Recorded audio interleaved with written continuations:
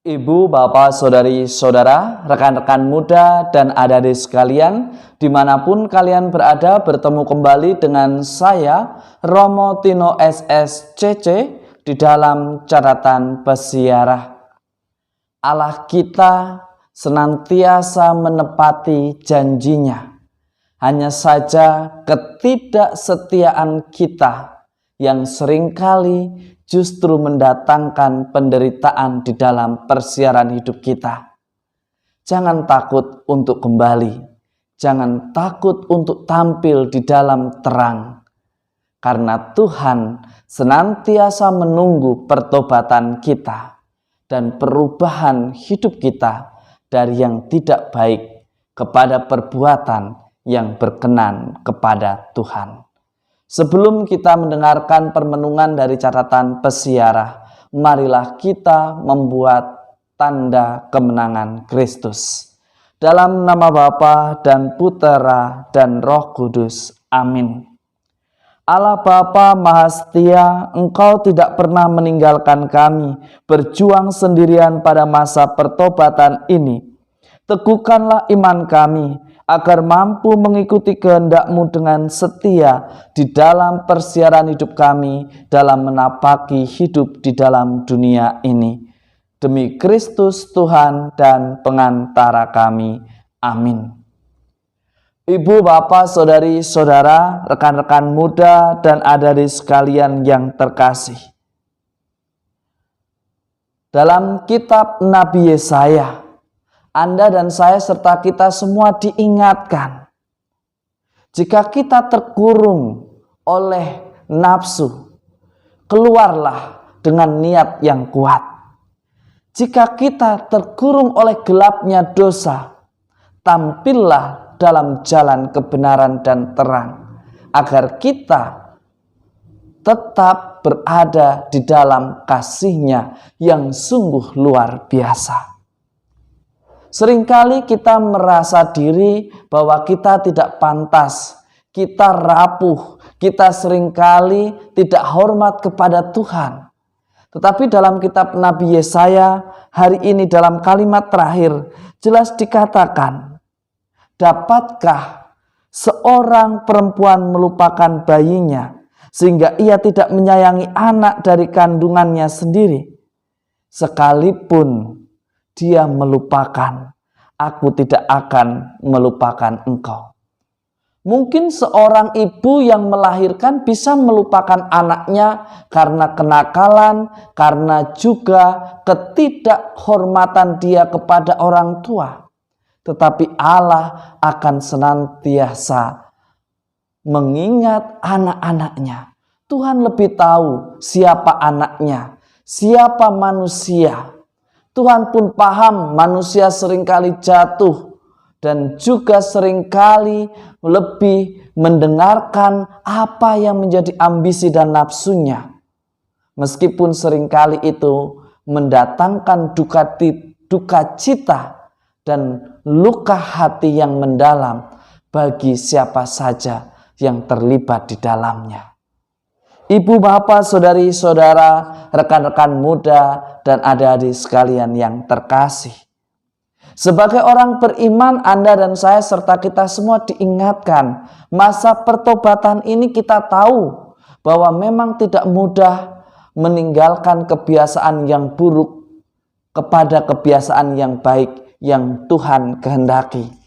Mungkin juga ada ejekan, tumben ke gereja, tumben bertobat, tumben baik.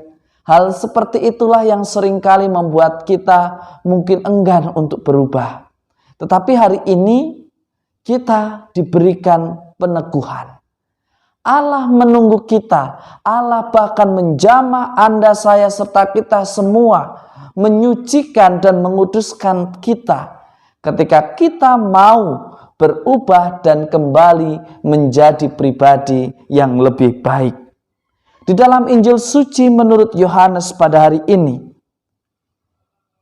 kita mendengarkan begitu banyak orang-orang yang menyalahkan Tuhan Yesus. Bahkan menuduh katanya Tuhan Yesus menghilangkan hari atau masa di mana kita harus menguduskan Tuhan atau yang kita kenal dengan hari Sabat.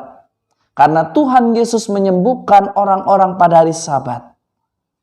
Ibu, bapak, saudari-saudara, rekan-rekan muda, dan adik-adik sekalian yang terkasih, jangan sampai mata hati kita dibutakan oleh aturan yang mematikan.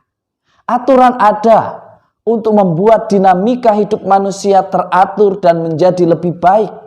Tetapi ketika aturan itu justru membunuh, membuat orang hilang, membuat orang tidak lagi bisa ikut ambil bagian, kita patut mempertanyakan, dan kita pun patut bertanya, hidup manusia untuk aturan atau aturan untuk hidup manusia? Tuhan Yesus memberikan gambaran yang amat jelas kepada kita. Jika ada nilai yang lebih tinggi yang diperjuangkan, kita harus memilih untuk menyelamatkan saudara kita, meskipun itu mungkin bisa dianggap melanggar peraturan. Kita tahu hari Sabat dalam hukum Yahudi, kita tidak boleh bekerja, mengangkat batu pun tidak boleh. Dan ketika kita berjalan di tengah jalan dan kita tersandung, terjatuh, jika kita mengikuti aturan Sabat itu, kita tidak boleh memindahkan batu yang membuat kita terjatuh ke pinggir agar tidak ada orang lain lagi yang celaka. Tetapi Yesus memberikan itu, melakukan itu. Ia mengambil batu itu dan memindahkannya ke pinggir jalan agar tidak ada orang lain yang celaka. Ada nilai yang lebih tinggi diperjuangkan di sana daripada sekedar sebuah aturan. Tetapi jangan dibalik. Karena kita memiliki keinginan, nafsu, dan juga ambisi, lantas kita membuat diri kita dengan kekuasaan yang kita miliki melanggar aturan itu hanya sekedar untuk memuaskan diri kita. Dan pada Injil hari ini juga kita diingatkan bahwa segalanya terjadi di dalam hidup kita karena semuanya adalah kehendak Allah dan tidak ada yang kebetulan di dalam persiaran hidup kita. Kita diajak ketika Anda dan saya serta kita semua merasa berbeban berat di dalam persiaran hidup di dunia ini. Mari kita belajar dari Tuhan kita Yesus Kristus. Ia tetap taat, ia tetap setia, ia tetap mengikuti apa yang menjadi kehendak Tuhan. Meskipun ia pun harus jatuh sampai 3 kali. Tetapi ia tetap taat dan setia menyelesaikan tugasnya untuk membebaskan manusia dari belenggu dosa.